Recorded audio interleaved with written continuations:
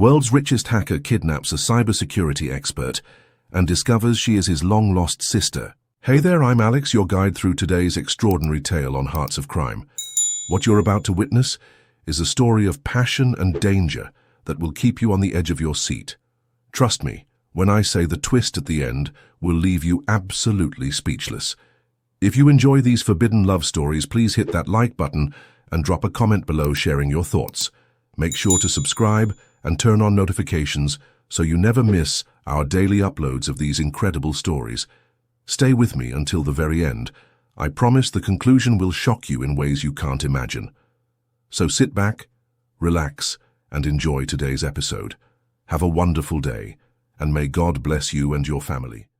The black sedan with tinted windows pulled up to the curb as Xavier Ross adjusted his designer sunglasses. From the 32nd floor of his glass tower, the city looked like a circuit board. Connections, pathways, and vulnerabilities only he could see. "Sir, the target has been located," his driver announced through the intercom. Xavier nodded, though no one could see him. "Proceed as planned." At 30-something, Xavier had amassed more wealth than small countries. His cybersecurity firm, Quantum Shield, stood as a gleaming fortress in the financial district, but behind that legitimate facade hid secrets that would shock even his closest associates. The world knew him as a prodigy, a self-made billionaire who had revolutionized digital security. What they didn't know was that he had built his empire by being the very thing he claimed to protect against, a hacker of unparalleled skill. Across town, Ivy Taylor hunched over 3 monitors, her fingers dancing across the keyboard. The office around her was empty. Everyone else had gone home hours ago. As the lead cybersecurity analyst at Defender Systems, she was used to late nights. Something about the recent attack pattern against their client S systems troubled her. It was elegant, almost artistic in its complexity. "Yuri good," she whispered to her invisible opponent, "but I am better." She didn't hear the door open behind her. The sharp prick on her neck came as a surprise, and before she could turn around, darkness enveloped her consciousness.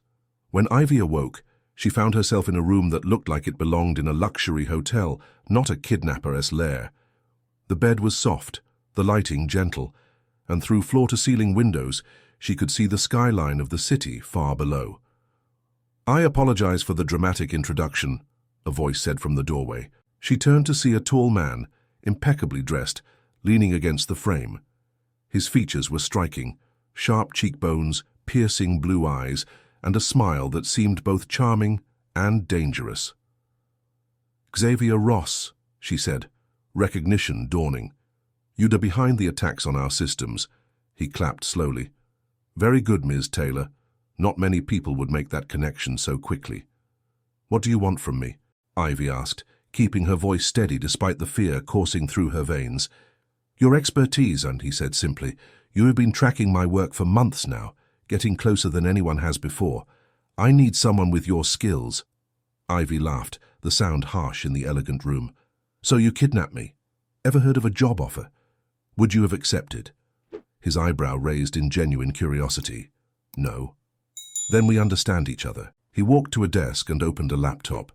"I need you to help me access a specific database." "I don't work for criminals," she said, crossing her arms. Xavier's expression darkened. "You don't know what's at stake here." "Enlighten me," Ivy challenged. For a moment, his confident facade cracked. "Someone has been hunting me for years, someone who knows too much about my past. I need to find out who they are before they destroy everything Ivy built. And why should I care about your problems?" He slid a folder across the desk toward her. "Because they're re-hunting you too." Ivy hesitated before opening the folder. Inside were surveillance photos of her apartment, her jogging route, her meeting her friends for coffee.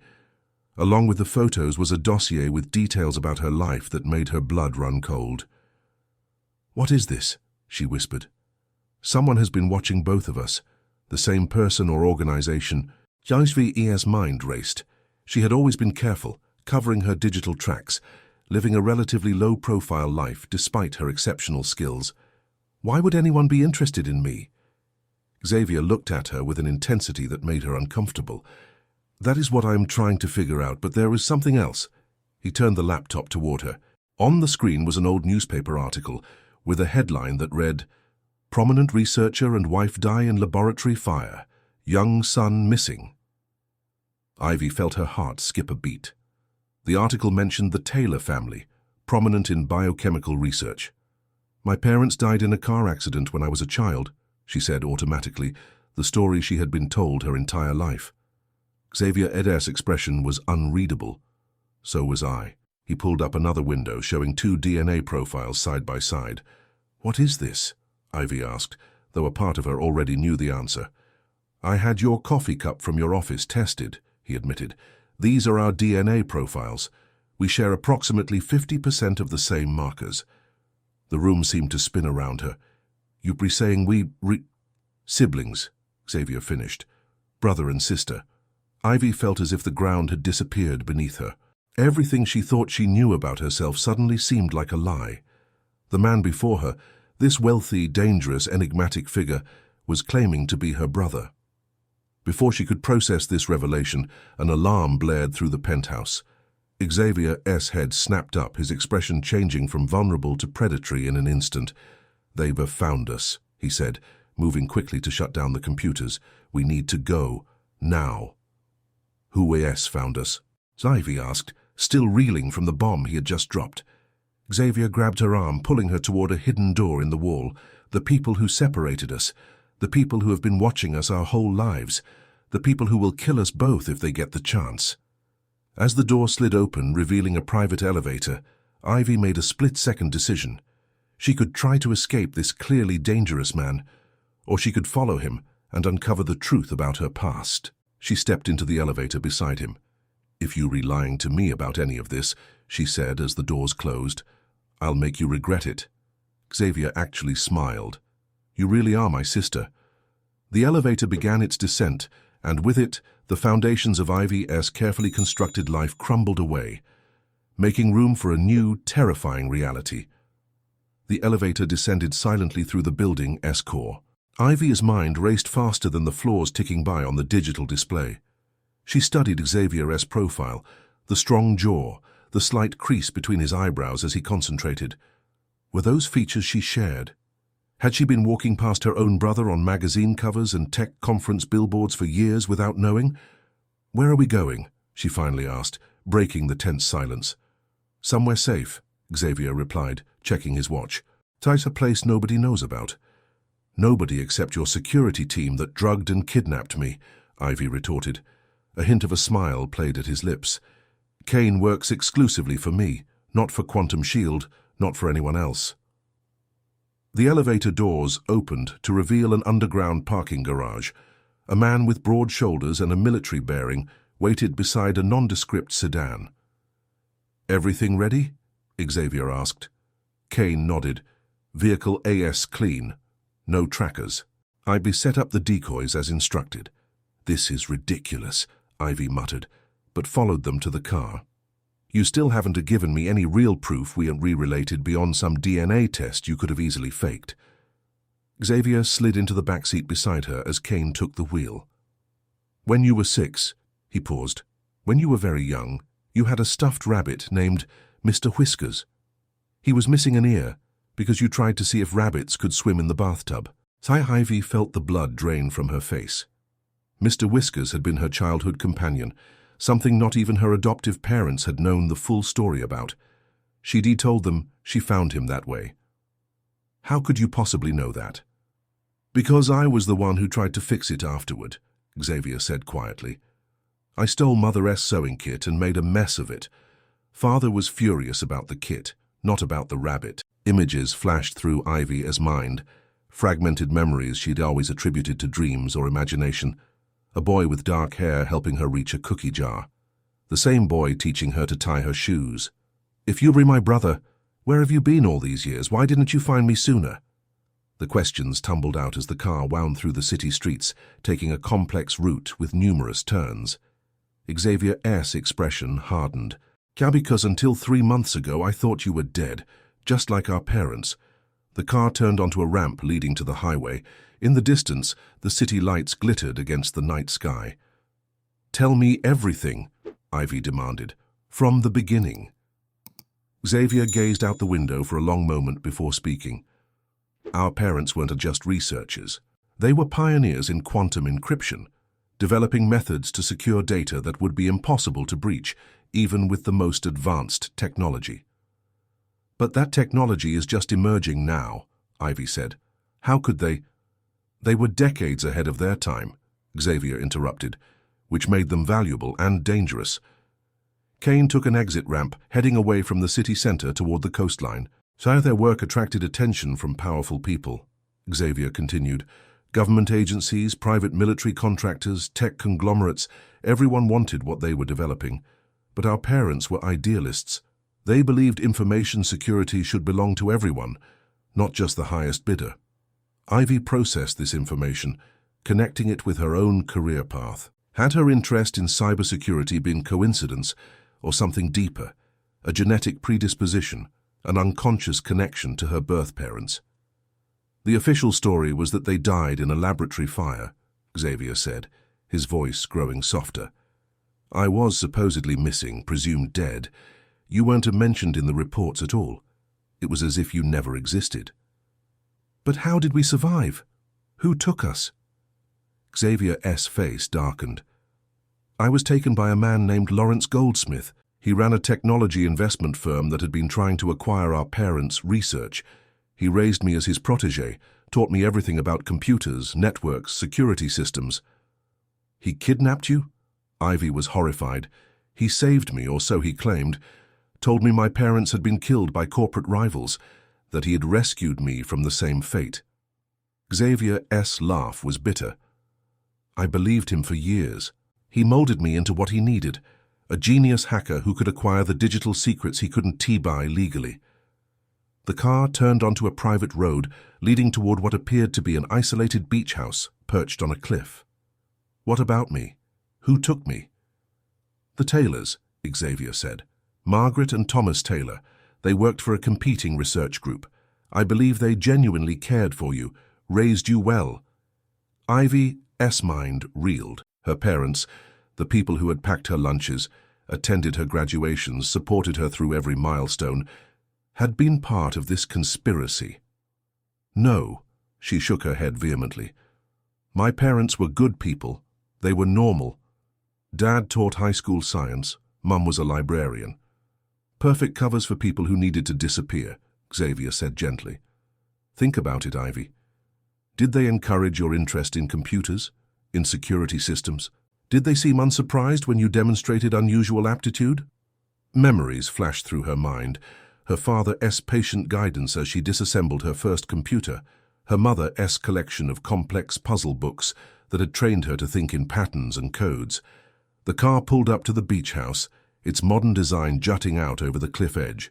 Floor-to-ceiling windows faced the ocean, though in the darkness they reflected only the interior lights. We'll be safe here for now, Xavier said as Kane opened the car door. This property isn't connected to me in any way. It is owned by a shell corporation of a shell corporation. Inside, the house was minimally furnished but luxurious, all clean lines and open spaces. One wall was entirely covered with monitors and technical equipment. Your command center away from command centers, Ivy remarked, trying to maintain her composure despite the emotional whirlwind inside her. Xavier moved to the computer setup and began typing. I need to check if we were followed digitally. Kane will secure the perimeter. The large man nodded and disappeared outside, leaving the siblings alone. Ivy walked to the window, staring out at the darkness where she knew the ocean lay. Even if everything you've said is true, why come after me now? Why reveal yourself after all this time? Xavier's typing paused. Because Goldsmith is dead. He died 3 months ago. Heart attack in his sleep.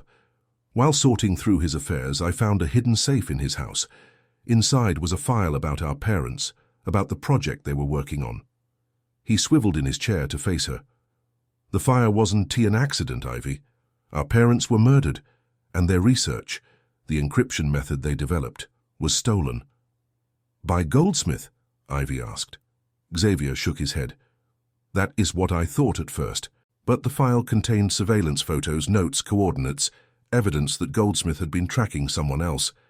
Someone he believed had taken both the research and you. The tailors, Ivy breathed. I thought so too. But when I started investigating them, I found they'd been receiving regular payments from an offshore account for years. They weren't tea masterminds, they were hired help.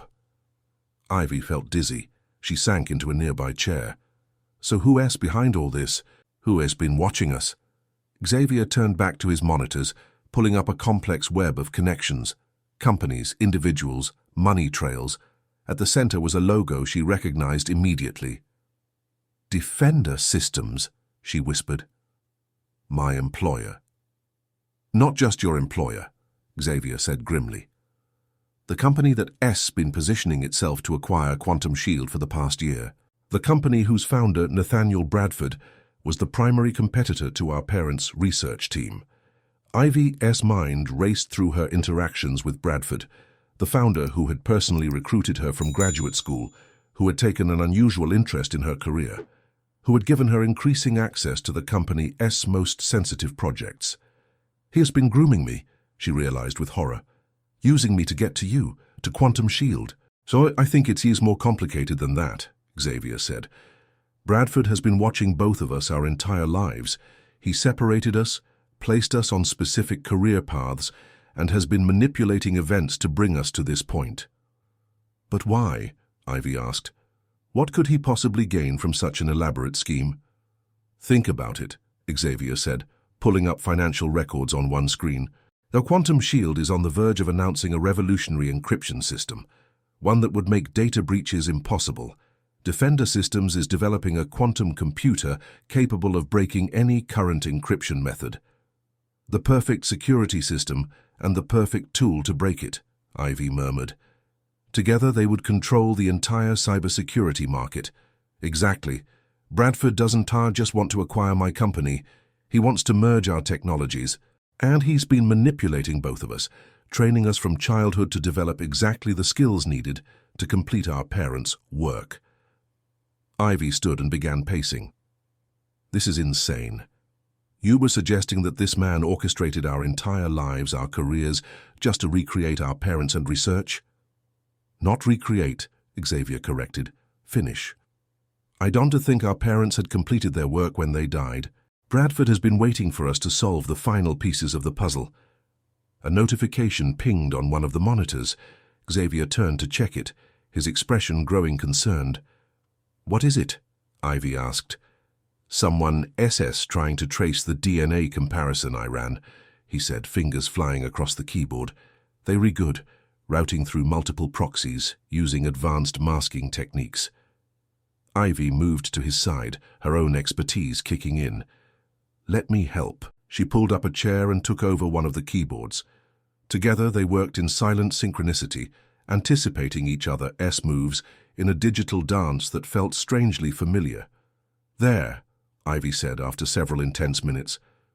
Request bounced back with false data. They'll think the comparison was for two unrelated individuals. Xavier looked at her with newfound respect.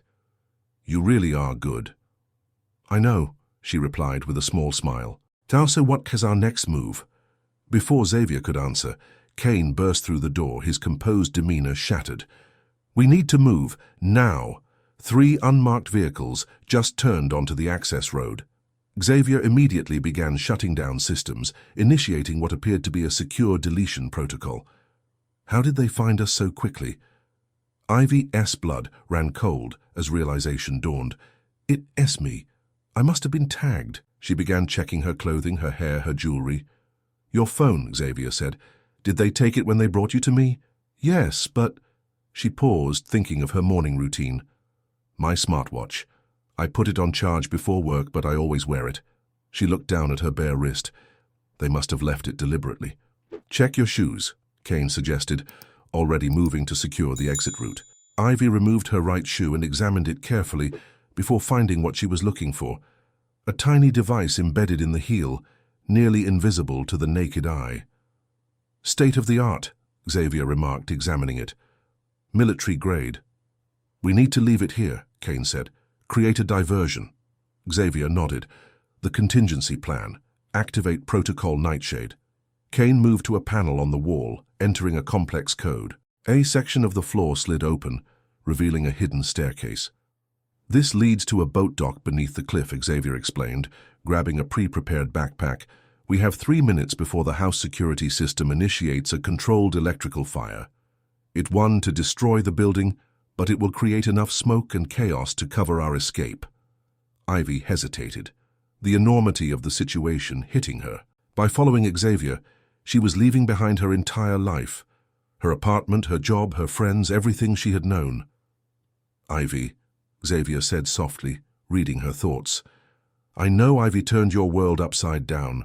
I know you have no reason to trust me, but right now we only have each other. And I promise you, once we re-safe, if you want to walk away, I want to stop you." She looked into his eyes that somehow reflected her own, and made her decision. "Let us go." They descended the staircase, Kane leading the way with a weapon now visible in his hand. The passage was narrow but well lit, carved directly into the cliff face. "Who exactly are these people?" Ivy asked as they hurried downward. "Bradford's security team." "Possibly," Xavier replied.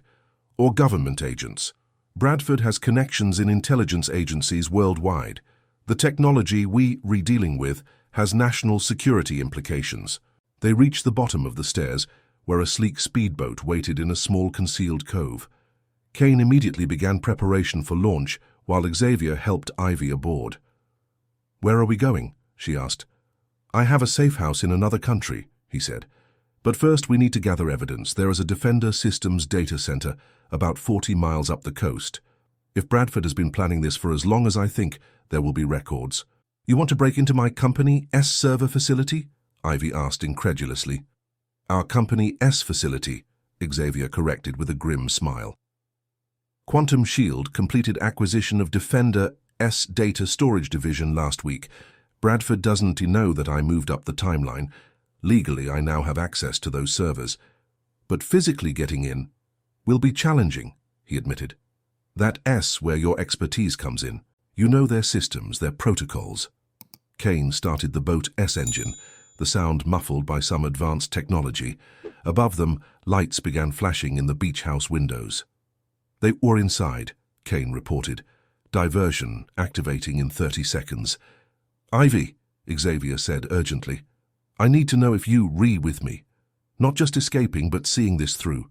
Finding the truth about our parents, about what Bradford has been planning." She thought about her life, the careful, orderly existence she had built, the nagging feeling she'd always had that something was missing, that she was meant for something more. The strange dreams of a boy protecting her, a family she couldn't quite remember. "I am with you," she said firmly, "but on one condition. Name it. No more secrets between us. Complete honesty from this point forward." Xavier extended his hand. "Deal." As they shook on it, the beach house above them erupted in a controlled cascade of electrical shorts, setting off alarms and drawing the attention of their pursuers. Kane guided the boat out of the hidden cove and into the open water, staying close to the shoreline where the darkness would conceal them. Ivy looked back at the chaos they were leaving behind, at the life she was abandoning. There was no turning back now. Whatever the truth was, about her parents, about Bradford, about the technology everyone was willing to kill for, she was committed to finding it. Beside her, Xavier navigated using a specialized GPS device. In the dim light, she studied his profile again, recognizing now the subtle similarities to her own features. Her brother. The concept still felt foreign, yet strangely right. "For what it's worth," Xavier said quietly, as if reading her thoughts. "Finding you is the one good thing to come out of all this." Ivy didn't respond immediately, but as the coastline receded behind them and they headed into uncertain waters, she felt something she hadn't expected, a sense of belonging. Whatever lay ahead, she wasn't facing it alone anymore. "So," she said, turning to focus on the mission ahead, "tell me about this data center we're breaking into." Xavier's face broke into a genuine smile, the first she'd seen from him. "Breaking into, I prefer to think of it as a family reunion with our digital legacy." Despite everything, Ivy found herself laughing. Perhaps there was more of her brother in her than she had realized. As the boat cut through the dark waters, the siblings began planning their next move in a game that had started long before either of them knew they were players. The data center rose from the coastline like a fortress, all gleaming glass and reinforced concrete. From their vantage point on a nearby hillside, Ivy and Xavier studied the facility through high-powered binoculars. 4 guard rotations, key card access, biometric scanners at all entry points, Ivy noted. Standard procedure would have additional security measures that don't appear on any blueprints. Xavier nodded, impressed by her thoroughness. Fortunately, we don't need to breach the main security systems. He handed her a small device that resembled a premium key card. As the new owner of this facility, I've already established credentials. We just need to get close enough to use them. Kane approached from where he had been setting up surveillance equipment. Perimeter sweep complete. Guards changed shifts in 20 minutes. That SR window. The 3 of them had spent the past 2 days preparing in a nondescript motel room several towns away. Ivy had been surprised by Xavier's meticulous planning. He'd anticipated nearly every contingency, from emergency medical supplies to backup communication devices. "Remember the plan," Xavier said as they gathered their equipment. "We are there for one thing only, accessing the secure server that contains Bradford Gow's private files. We get in, download the data, get out. No confrontations unless absolutely necessary." Ivy adjusted the fitted black clothing she wore. "I still don't understand why Bradford would keep incriminating evidence about our parents in a corporate server." "Pride," Xavier replied simply. "Men like Bradford don't believe they can be caught. Besides, the most secure place for sensitive information is often hiding in plain sight, buried under layers of mundane corporate data." They moved silently down the hillside toward the facility, using the coastal vegetation as cover. Kane took point, his military training evident in his efficient movements. "You never told me how you met Kane," Ivy whispered to Xavier as they navigated through the darkness.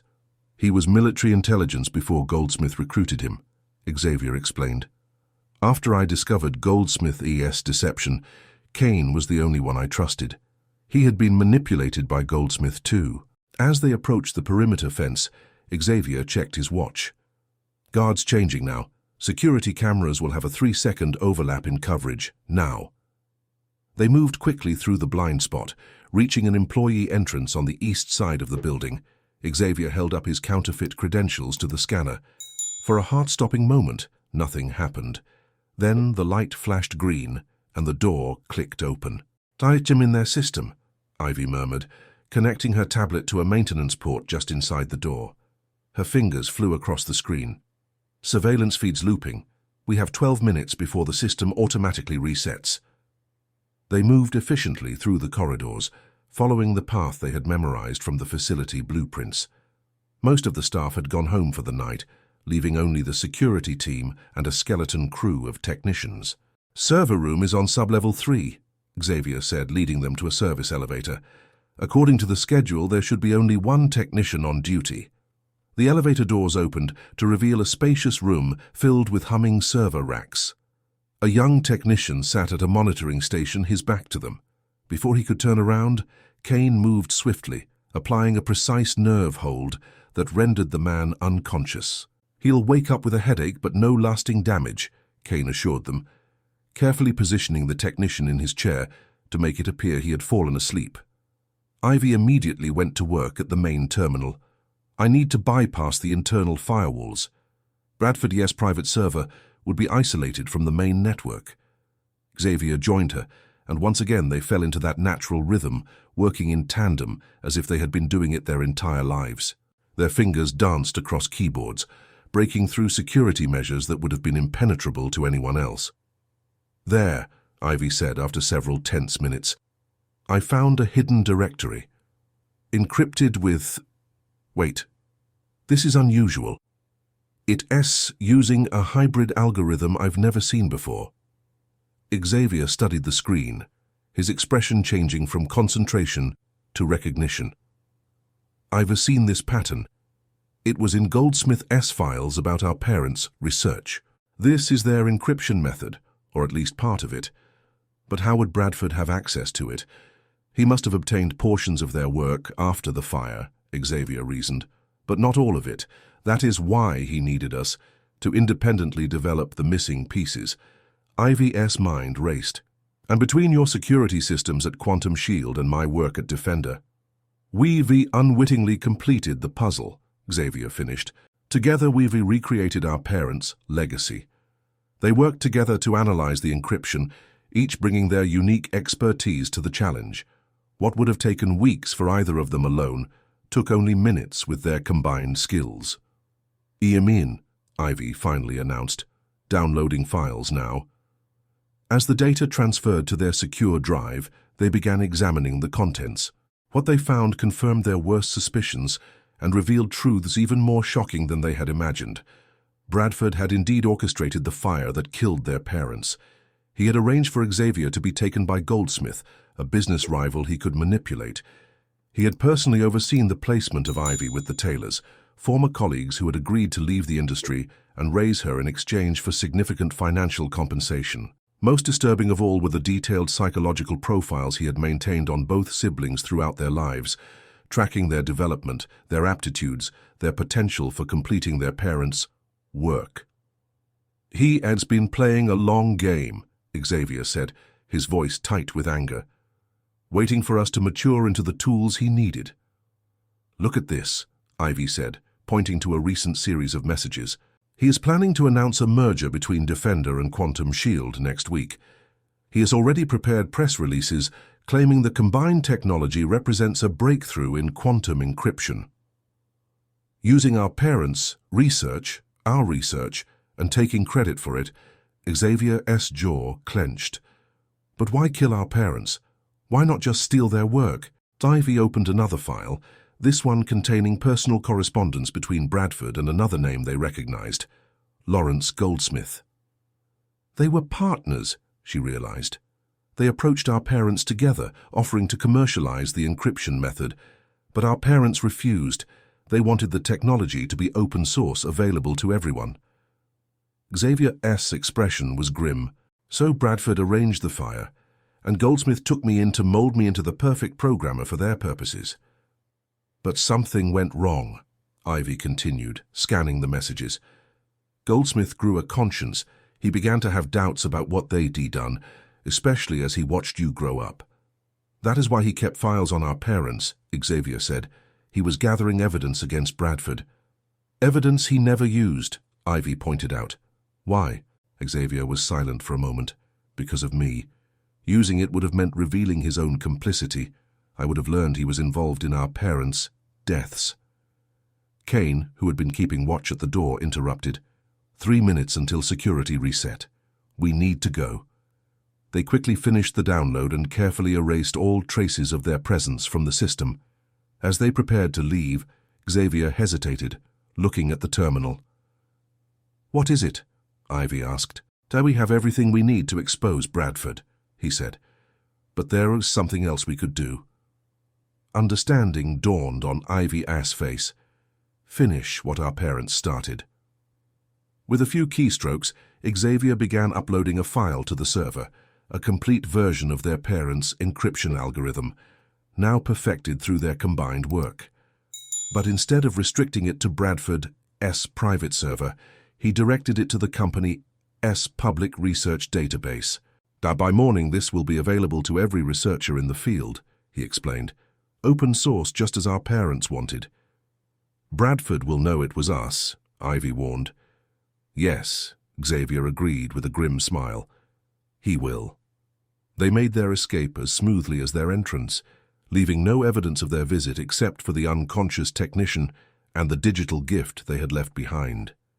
Back at their temporary hideout, they prepared for the final phase of their plan. The evidence they had gathered was damning, not just for Bradford's involvement in their parents' deaths, but for numerous other corporate crimes spanning decades. The question is, Xavier said as they organized the files, how do we use this? Going to the authorities is risky. Bradford has connections everywhere. Ivy had been quiet, processing everything they had learned. I don't think we need to do anything with it yet, she said finally. I think we should meet with Bradford directly. Xavier looked at her in surprise. You want to confront him? I want to give him a choice, she clarified. the same choice our parents never got. The next morning, Bradford's executive assistant was startled by the arrival of two unscheduled visitors requesting an immediate meeting. When she informed Bradford that Xavier Ross and Ivy Taylor were waiting in his reception area, his reaction confirmed everything they had suspected. He agreed to see them immediately. Bradford's corner office showcased his success. Awards lined the walls and floor-to-ceiling windows offered panoramic views of the city. The man himself was polished and poised, his silver hair perfectly styled, his custom suit impeccable. Only the slight tremor in his hand as he invited them to sit betrayed his uneasiness. "Xavier, Ivy," he said smoothly. "What an unexpected pleasure. I've been meaning to reach out about potential collaborations between our companies." "Save it, Nathaniel," Xavier replied coldly. "We know everything." Bradford's expression didn't change, but a hardness entered his eyes. "I'm afraid I don't know what you were talking about." Ivy placed a drive on his desk. "This contains copies of all your files regarding our parents, their research, and your plans for us. It also includes the evidence Goldsmith gathered against you over the years. We know you killed our parents," Xavier added. "We know you separated us and manipulated our entire lives to recreate their work." Bradford was silent for a long moment, assessing the situation. Then, remarkably, he smiled. "Extraordinary," he said. "You truly are your parents' children. Together you've accomplished what dozens of my best scientists couldn't do in decades." "We didn't come for compliments," Ivy said sharply. "Why did you do it?" Xavier demanded. "Why not just hire our parents, work with them legally?" Bradford leaned back in his chair. "Your parents were idealists, brilliant but naive. They believed their encryption method should be given away freely, as if groundbreaking technology with military applications could ever be allowed to exist without control." He shook his head. "I offered them everything: money, resources, protection. They refused." "So you had them killed," Ivy stated flatly. "I had them removed from an equation they were complicating," Bradford corrected, his tone frighteningly rational. "First, their work was too important to be left in the hands of dreamers." "And us?" Xavier asked. "Why separate us? Why the elaborate scheme to make us recreate their work?" Bradford studied them with something like pride. "Because genetics is remarkable. Your parents' intellect, their intuition for encryption, it was passed to both of you, but expressed differently. Xavier, you inherited your father's brilliance for system architecture. Ivy, you have your mother's gift for identifying patterns." He spread his hands. "Apart, you were exceptional. Together, you were the key to completing what they started." "You're a monster," Ivy said quietly. Bradford merely shrugged. "I'm a pragmatist, and now I'll make you both the same offer I made your parents. Join me. Lead the merged companies. Become wealthy beyond imagination. Your parents' technology, your technology, will reshape global security." "But there is a problem with your offer," Xavier said, a slight smile playing at his lips. "The encryption method is no longer exclusive to you. We uploaded the complete algorithm to Defender-AS public research database last night." The color drained from Bradford's face. "You what?" "By now it has been downloaded by researchers worldwide," Ivy added. "Open source, just as our parents intended." Bradford's composure finally cracked. He slammed his fist on the desk. "Sure, do you have any idea what you've done? The contracts we'll lose, the government partnerships?" "We've honored our parents a legacy," Xavier said simply, "and now you have a choice." Ivy opened her tablet, displaying copies of the evidence they had gathered. "Option 1. We release all of this to the media, to law enforcement, to your board of directors. Your empire collapses, and you spend whatever years you have left fighting criminal charges." "Or?" Bradford asked, his voice dangerously quiet. "Option 2, Xavier continued. "You announce your retirement, effective immediately.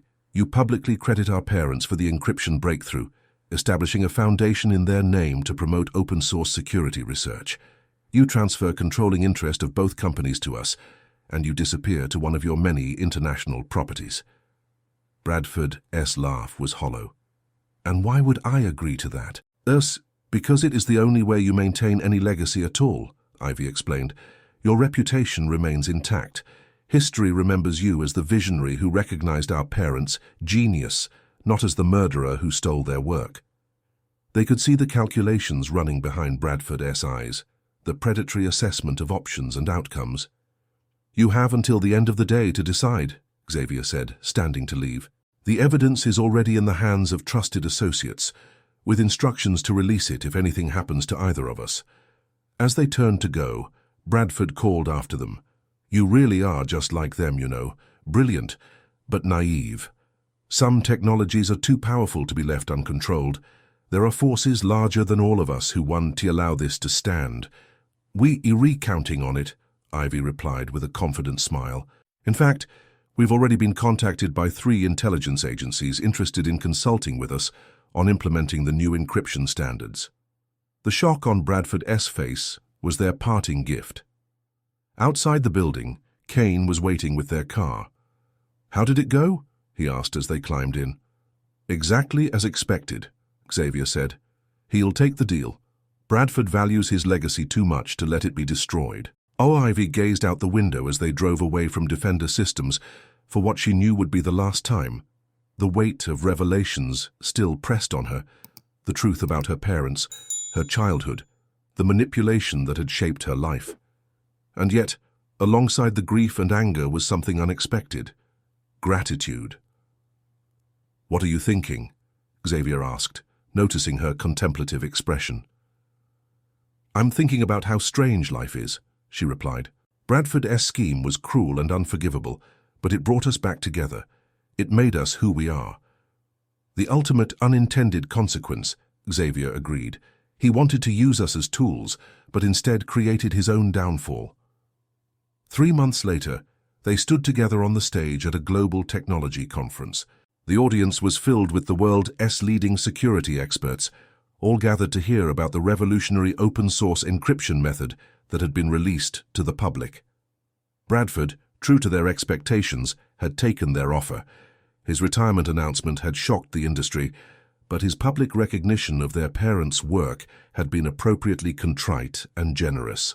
He had indeed disappeared to one of his international properties, a diminished figure no longer holding the reins of power he had clutched for decades.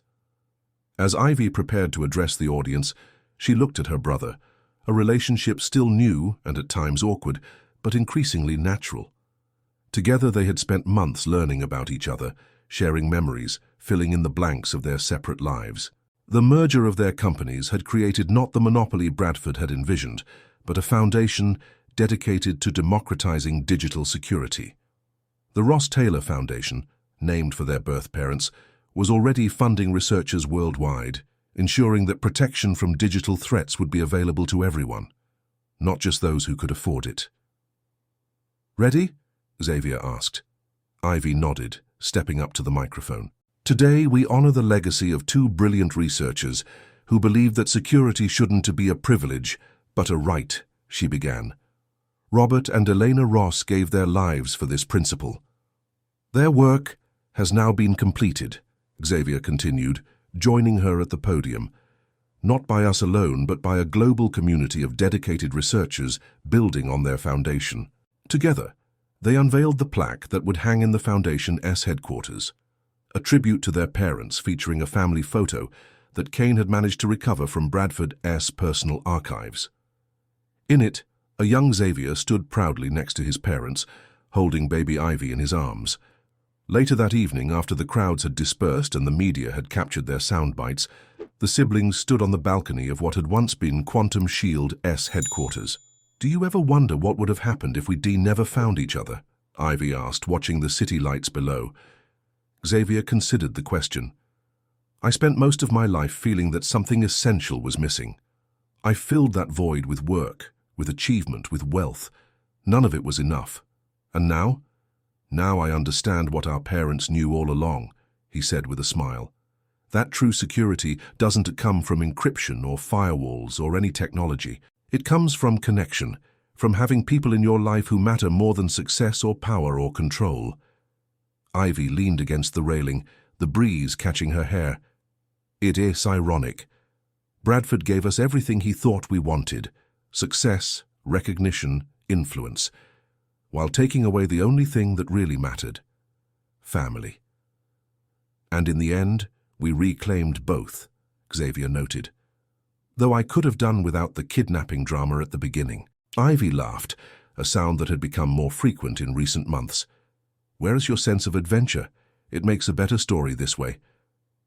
As night settled over the city, the siblings remained on the balcony, talking about their plans for the foundation, for their companies, for their newly reunited family.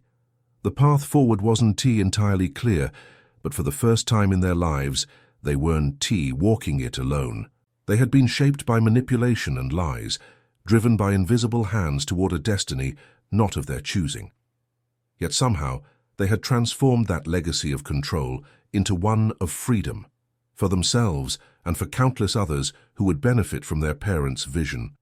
In the end, the greatest encryption they had broken was the one that had kept them apart, the walls of secrecy and deception that had surrounded their lives for so long. And the most valuable code they had written wasn't in any algorithm or security protocol, but in the new story they were creating together, line by line, day by day. A story that, at last, was truly their own. Wow, I told you that ending would be unexpected. If you enjoyed this story, please give this video a thumbs up and share your reactions in the comments. Don't forget to subscribe to Hearts of Crime for more captivating stories, just like this one every single day. Click on the video appearing on your screen right now for another incredible tale of love in the criminal underworld. Thank you for watching until the end. May God bless you and your family, and I'll see you in the next video.